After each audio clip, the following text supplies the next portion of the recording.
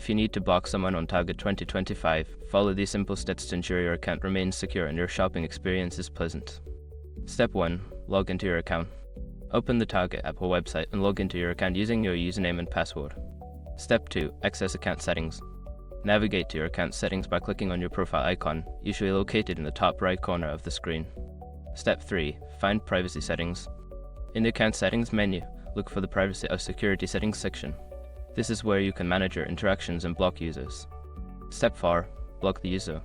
Once in the privacy settings, locate the option to block users.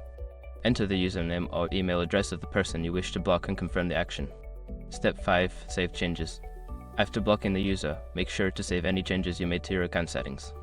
This will ensure that the user is successfully blocked. By following these steps, you can effectively block someone on Target 2025 and maintain a safer shopping environment.